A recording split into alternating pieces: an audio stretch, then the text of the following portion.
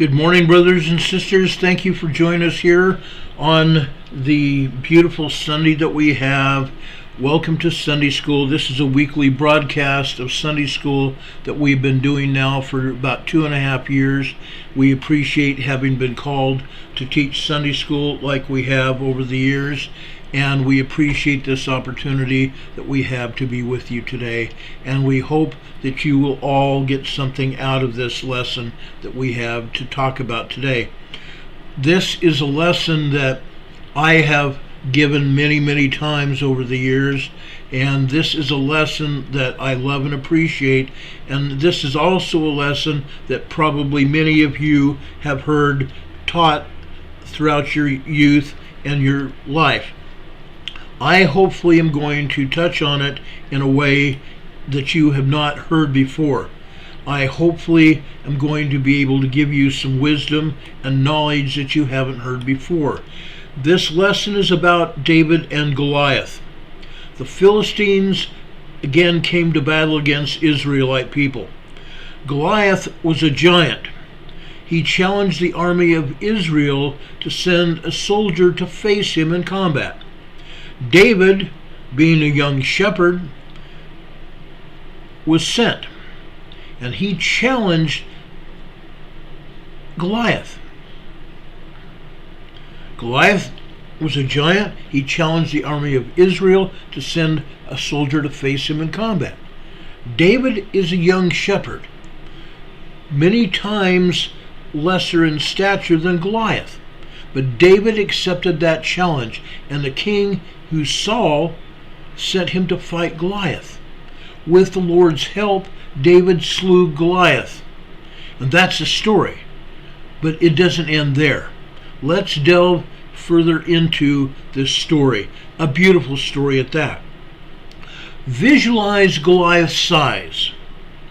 As many of you have probably done in your lives, you visualize this great, big, huge giant that literally towers over you and everything around you. A life-size drawing, possibly. Okay? Something that could even go higher than the ceiling of a room. Okay? Now we can go throughout our lives, as many of our parents maybe have, and we've done with our own children.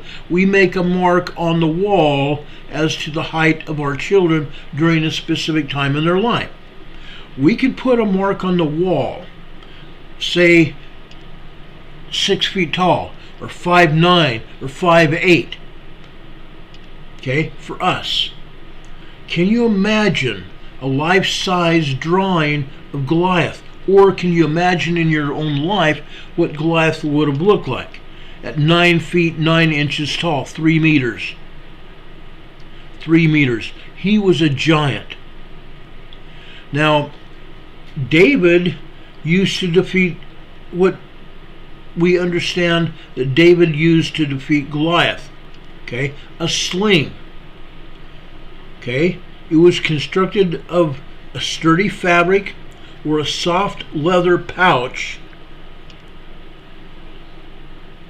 of maybe an oval 3 to 5 inches, 8 to 13 centimeters, and something like shoelaces for the strings. Okay, any length from say 18 to 24 inches, 40 to 60 centimeters long. We tie a knot in one end of the string and a small loop in the end of the other. Okay? What do you think are the biggest challenges that youth face in our day? What do you think some of our youth's biggest challenges that they're going to face in their lives today? That's where we want to go here. I want to find out what you think. If you folks would leave ideas in the chat room, what you think would be one of the biggest challenges that youth are going to face in their own lives in today's day, in today's society. Let's think for principles that can help them know how to endure or overcome their challenges. Let's think about that. the challenges they are facing today. Okay? The Philistines came against a battle with the Israelites. If you can close your eyes and think of two mountains with a valley between them, explain this. Explain this in your own mind. The Philistines stood on one mountain and the Israelites were on the other mountain. How do you think they're going to fight each other? How do you think they're going to fight each other? Now, you can look around yourselves in your house today, and you can try to think of what you have in your house today, or in your life today, of how you, as David, could get enough defense for yourself, armor and weapons, to fight against this giant. How tall was Goliath? They say he was about 3 meters tall, 9 feet tall. Okay? We can all think about how tall he is. Like I said, a lot of us have made marks on our walls as our children grew up. And you can imagine how tall you as an adult are. You can imagine how Goliath was 9 feet tall, 3 meters tall. Goliath's coat of mail, which is like a woven metal steel fabric. Okay? It was his armor over his body. Many of you probably have seen what they call chainmail. Okay? That is the kind of substance that Goliath wore over his body to protect himself. Mail. The armor over his upper body weighed approximately 150 pounds, 68 kilograms. And the iron tip of his spear weighed between 12 and 26 pounds, 5 to 12 kilograms. The greaves that are pieces of armor protecting the shins, and a target is armor protecting his neck.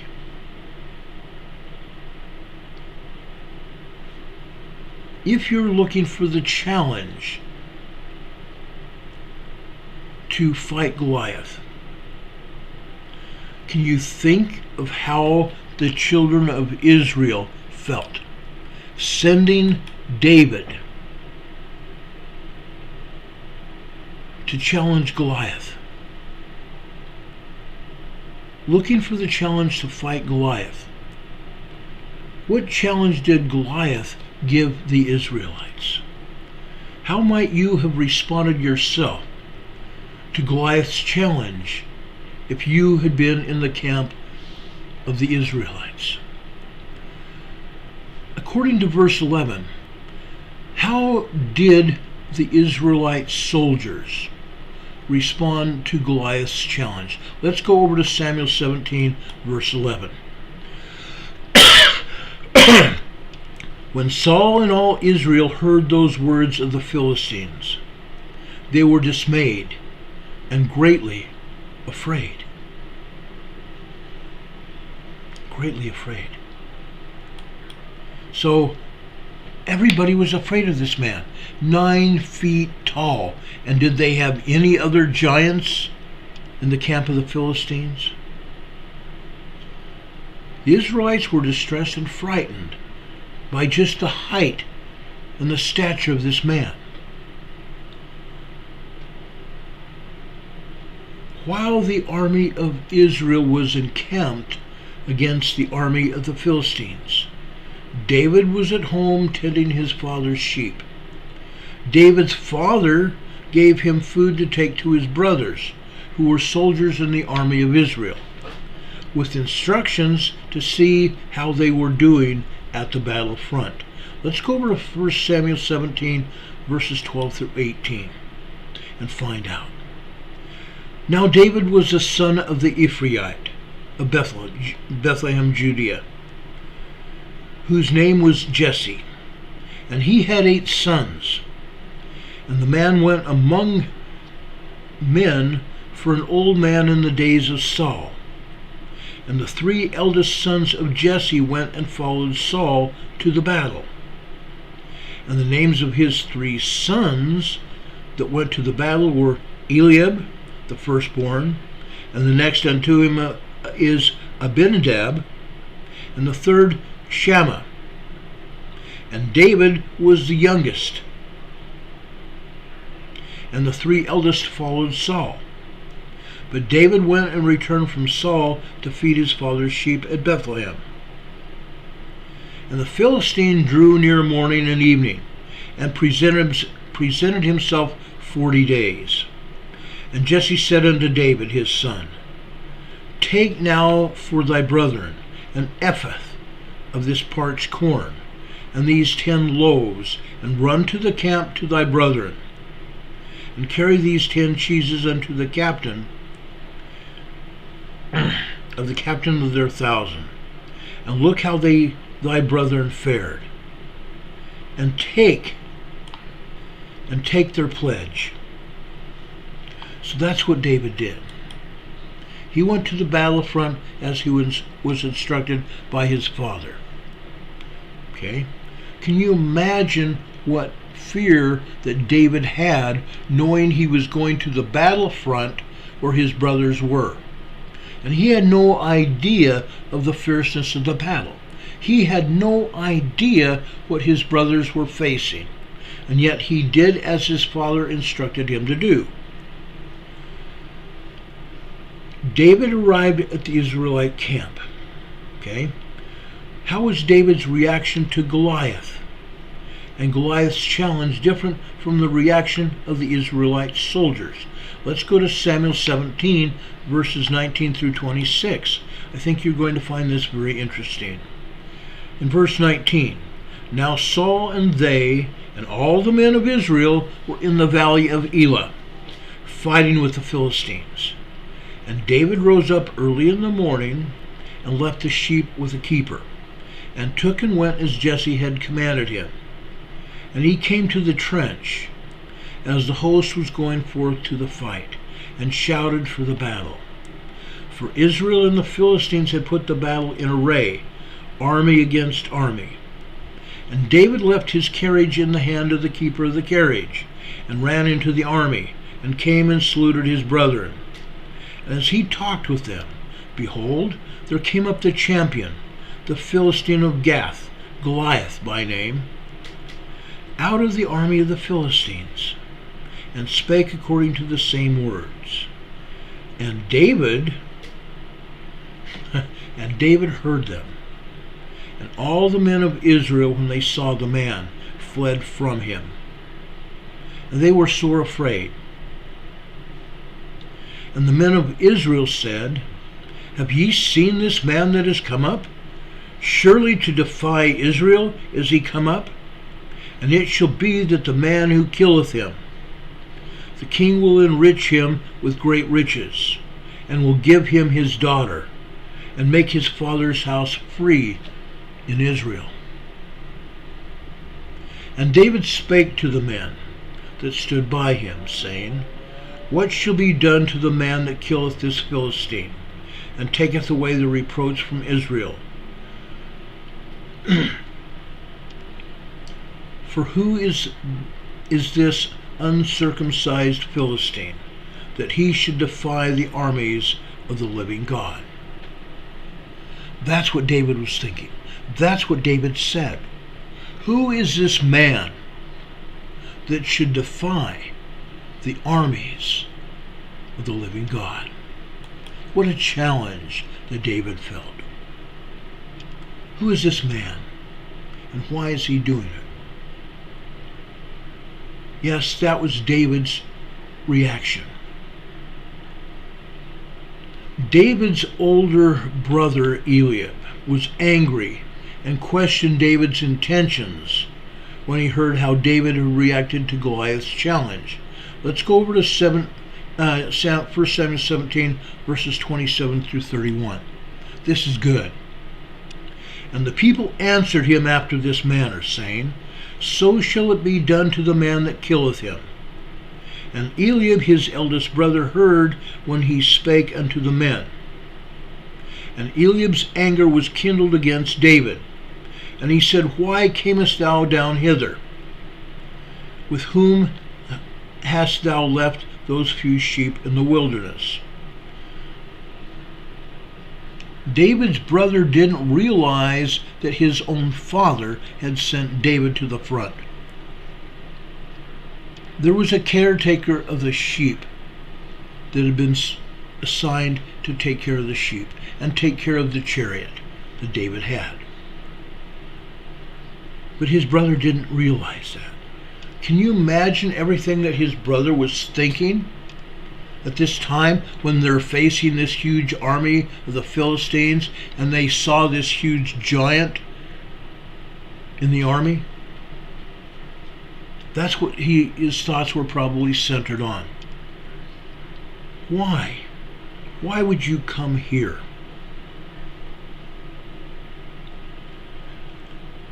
And with whom hast thou left the few sheep in the wilderness? I know thy pride, and the naughtiness of thine heart, for thou art come down that thou mightest see the battle. Okay? He thought that David was just coming to gawk and to look at what's going on. And David said, What have I done? Is there not a cause?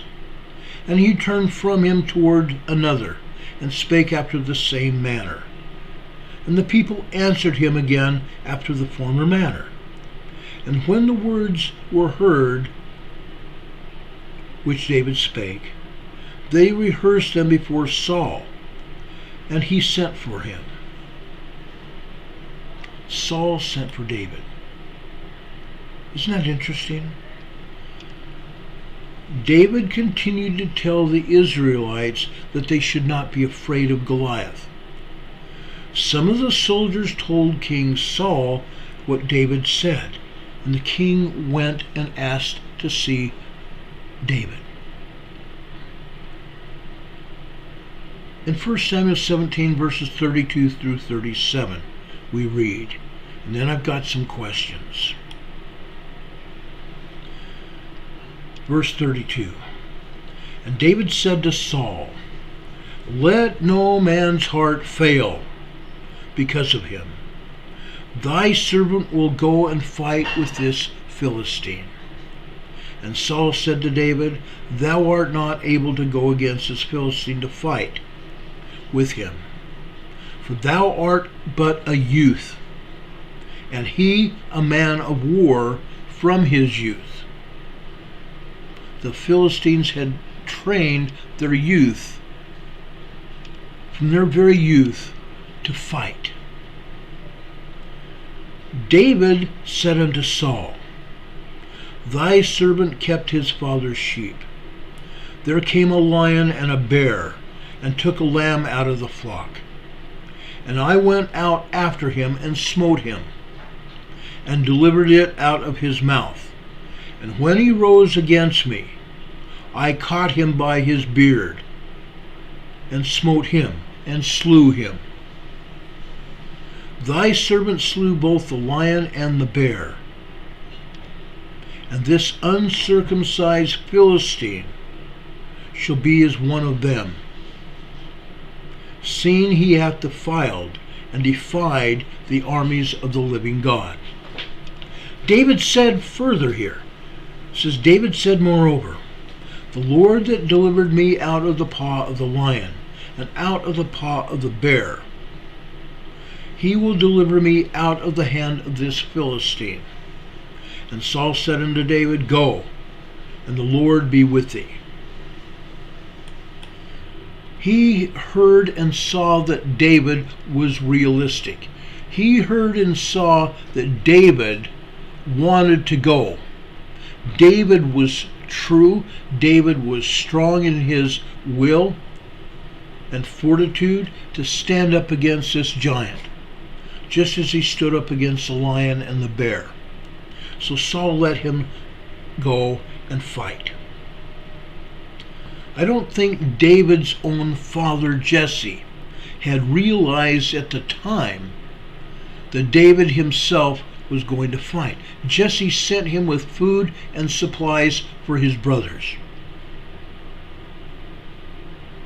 What did David say when Saul told him that he was too young to fight Goliath? David explained to Saul everything that he stood up for and everything that he did when he was in his youth still to save the sheep as a shepherd.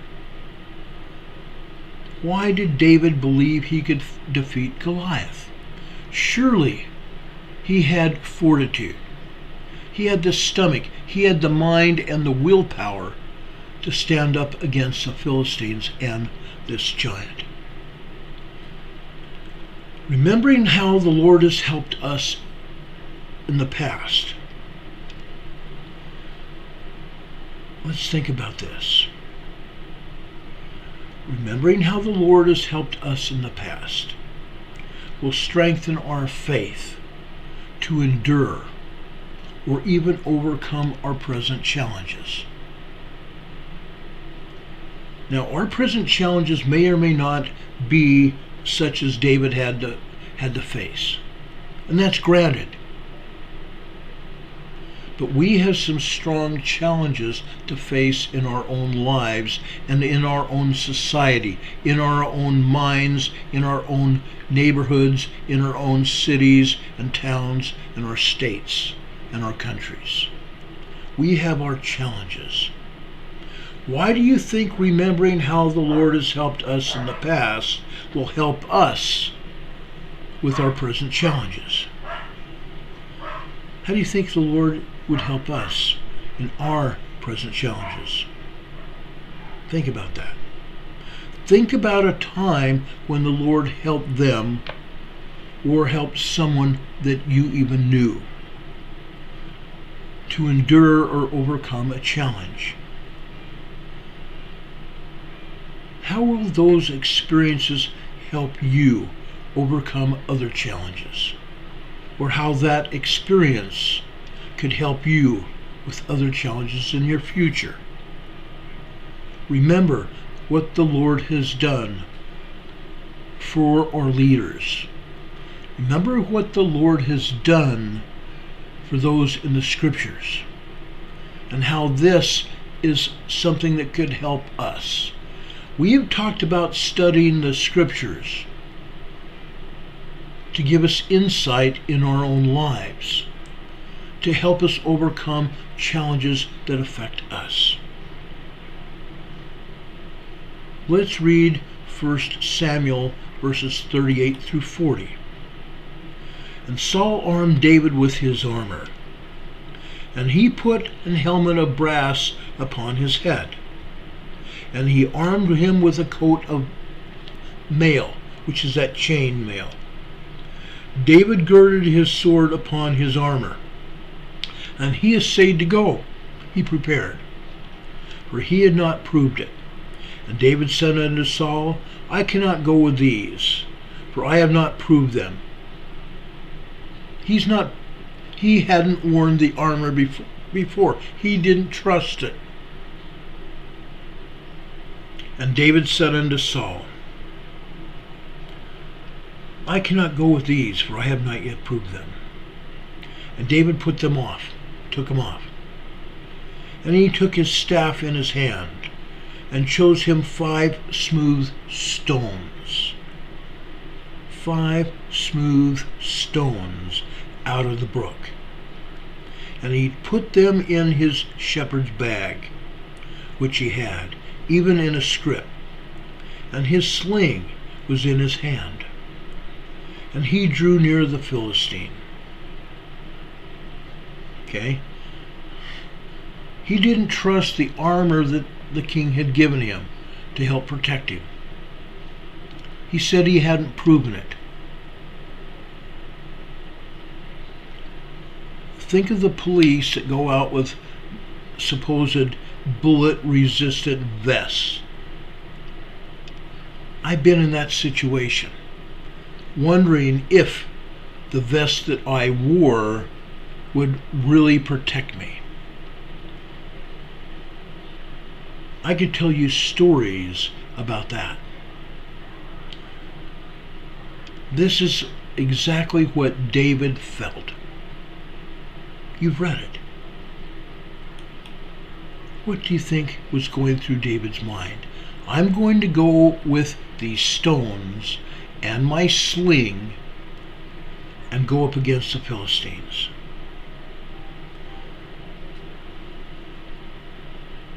David prepared for his battle in his head.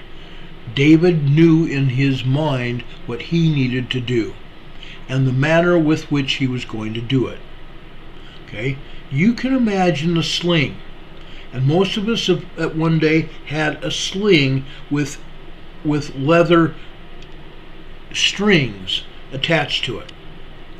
And yes, I have even had a sling with these leather straps and a rock. And I had not practiced with the rock the first time I had the sling. And I tried throwing it and it landed at my feet. I tried throwing that rock and it landed someplace behind me. Or it went up into the air above my head and came back to the ground with a thud. David probably had prepared before in his youth with a sling to try to protect his sheep with a rock and the sling. These are items and weapons that David had in his day.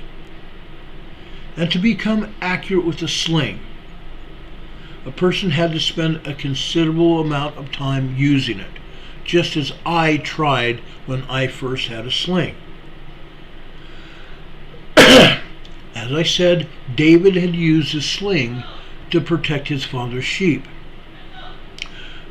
I've explained to you the difficulty that I had trying to use a sling for the first time.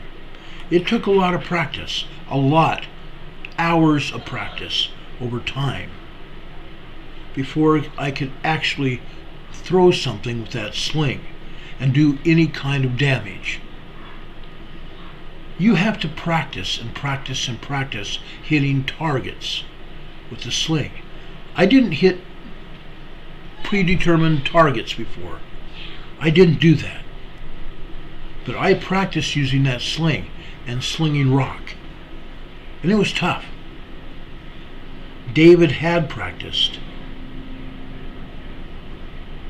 David practiced a lot. The loop that goes over the index finger, or even the third finger, is held with that leather loop or string. Okay? And the object is slung by swinging the sling over your head and releasing the knotted portion of the string towards your target. And timing is critical. If you release that knotted string too soon, your weapon, a rock or whatever it might be, might go into the air over your head and hit you. It might go behind you. It might go off to the side of you. It might not even hit the direction that you wanted it to. So you really have to practice, and timing is critical. Okay? Timing is very critical. Now, if I had asked several of you to represent David and Goliath, what would you think? What would you think? Let's read Samuel 17, verses 41 through 44. And the Philistine came and drew near unto David, and the man that bare the shield went before him. Okay? So Goliath had a man with a shield to help protect him. And when the Philistine looked about and saw David, he disdained him, going, "Oh my gosh, what a little guy. And he doesn't have anything to protect him." The scripture said that the servant with the shield disdained him, for he was but a youth, and ruddy, and of fair countenance. And the Philistine said unto David, "Am I a dog, that thou comest to me with staves?" And the Philistine cursed David by his gods. And the Philistine said to David, "Come to me, and I will give thy flesh unto the fowls of the air." I'll kill you, and I'll feed you to the birds, and to the beasts of the field. I dare you. That's what he was saying. I dare you. Okay? The stave that that the scriptures referred to in verse 43 is David's staff or his pole. That was a stave. Now, what do you think Goliath himself thought of David? If you were David, how might you have responded to Goliath's servant's insults? What do you think you would have felt? Let's go over and read verses 45 through 47 here. Then said David to the Philistine, "Thou comest to me with a sword, and with a spear, and with a shield.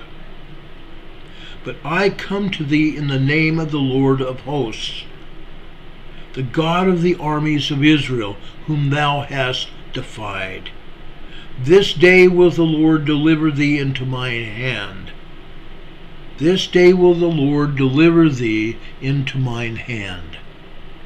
And I will smite thee, and take thee thine head from thee. And I will give the carcasses of the hosts of the Philistines this day unto the fowls of the air, and to the wild beasts of the earth, that all the earth may know that there is a God in Israel. And all this assembly shall know that the Lord saveth not with sword and spear, for the battle is the Lord's, and he will give you into our hands." That's how strong David knew he was. That's how strong David spoke with courage and might to the Philistine army. Isn't that interesting? David told the assembly of the Philistines what he would do after he defeated Goliath. Let's go and read verses 48 through 51. This is even more interesting. "And it came to pass, when the Philistine arose and came and drew nigh to meet David, that David hasted and ran toward the army to meet the Philistine." Ran toward the army. "And David put his hand in his bag, and took thence a stone, and slang it, and smote the Philistine in his forehead, that the stone sunk into his forehead, and he fell upon the face of the earth. So David prevailed over the Philistine with a sling, and with a stone, and smote the Philistine, and slew him.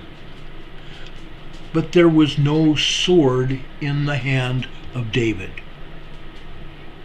There was no sword in the hand of David. Therefore David ran and stood upon the Philistine, and took his sword, and drew it out of the sheath thereof, and slew him, and cut off his head therewith. And when the Philistines saw their champion was dead, they fled.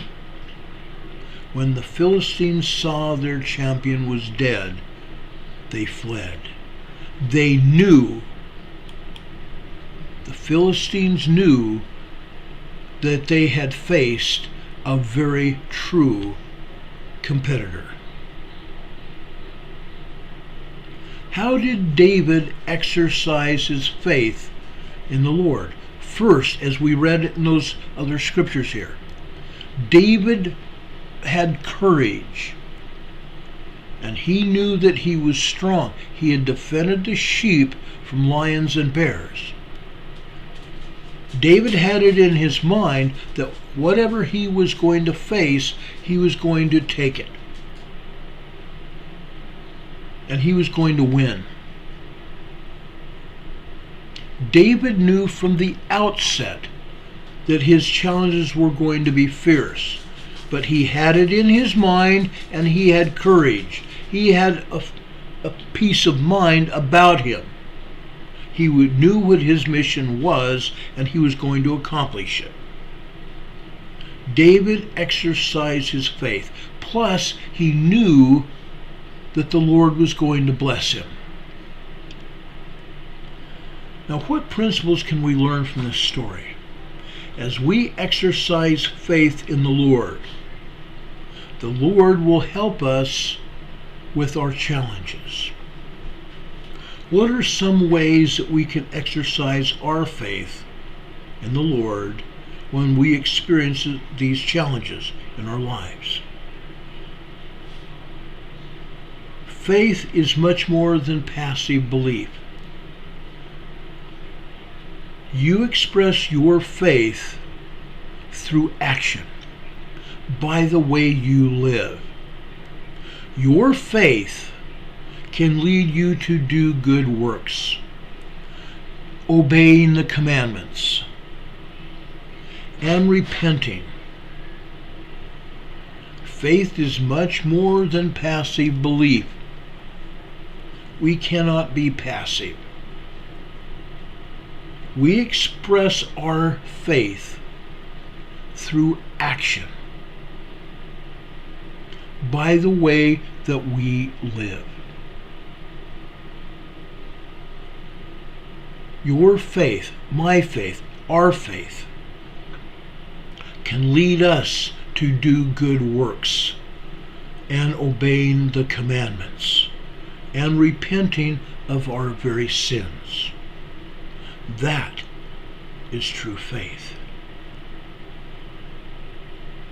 Now, those of us who are adults here that have possibly been married, can you imagine a young man's parents deciding to get a divorce? A young woman struggling to overcome addictions? A young woman knowing she needs to forgive someone who caused her harm? A young man who has health problems that limit the activities that he can participate in? How can those people show faith and show allegiance to God and overcome the struggles that they face? Let's kind of ponder what we can do to exercise faith so that we can receive the Lord's help to face our own challenges. Let's think about this. How have you had experiences where you have exercised your faith in the Lord and received His help? Let's go over to Samuel, 1 Samuel 17, verses 52 through 57. And the men of Israel and Judah arose and shouted and pursued the Philistines. Remember that David had slew Goliath, and he challenged the Philistines, and the Philistines ran away from him. And the men of Israel and Judah arose and shouted and pursued the Philistines until they come to the valley and to the gates of Ekron, the valley between the mountains we talked about. And the wounded of the Philistines fell down by the way to Shaaraim, and even unto Gath, and unto Ekron. The wounded Philistines fell off one by one, And the children of Israel returned from chasing after the Philistines, and they spoiled their tents. They destroyed the belongings. And David took the head of the Philistine and brought it to Jerusalem. But he put his armor in his tent. And when Saul saw David go forth against the Philistine, he said unto Abner, the captain of the host, Abner, whose son is in his youth. And Abner said, As thy soul liveth, O king, I cannot tell. And the king said, Inquire thou, whose son the stripling is. And as David returned from the slaughter of the Philistine, Abner took him and brought him before Saul with the head of the Philistine in his hand. David was that man. David was a man in his youth. He had prepared himself for the challenges that he would face in his future. He was strong. He was brave. He had the fortitude and the mind to accomplish whatever he had to do. Okay? David defeated Goliath. The Philistine army fled before him and the Israelites. And the army of the Israelites chased them and destroyed their property, so they couldn't go back and get it and try to come after the Israelites again. David took Goliath's head to Jerusalem. King Saul marveled at David's bravery. What truths have we spoken about today, whereby you might be able to learn to think again about the challenges that you're currently facing? Let's think about this last question that I have. What will you do? What will we do to better exercise our own faith after and as we go about facing our challenges? Okay? Brothers and sisters, I come to you now asking that you prepare yourselves for the challenges that we're facing. Whether it be spiritual challenges, personal challenges, or the challenges of the day, the politics of the world, the politics in our own lives where we live. What are you doing to be able to understand what is going on? What are you doing to help you be prepared for whatever is going to happen? This is all part of preparedness. Having a plan and exercising that plan. Testing it to make sure your plan is going to work. Holding drills, if you will. Testing your plan. Have you prepared? Have you gotten your food storage? Have you got an emergency supply? Are you ready to take everything that you have and leave your home to save your own family? What are you doing? I testify, brothers and sisters, that what we've talked about is true. We need to exercise our faith. We need to do the things that we have talked about. We need to be prepared. It's not just a Boy Scout motto, it's a way of life. We need to be prepared just as David did. We need to be prepared for whatever challenges are going to come upon us, because those challenges could either ruin us or bless our lives. I promise you, brothers and sisters, that what we talked about again is true. And I've said this before, we have not come these great distances, this great way, for nothing. We have come this great distance to feed our souls. to prepare our lives, to prepare our families. That is the whole emphasis of this lesson. To be prepared. To go forth and teach the gospel. To go forth and help our own children. To help our families in times of trouble. As I end this lesson, I ask the Lord to bless you, to be with you, to honor our own challenges, to honor our Lord, to honor our children, and our children to honor us. I ask great blessings of the Lord upon you. I love you. I love you more than you may even know. God be with you till we meet again. That's my prayer. And I ask it humbly in the name of the Lord, even Jesus Christ. Amen. We will see you around the corner. Good day, everybody. Happy Sunday.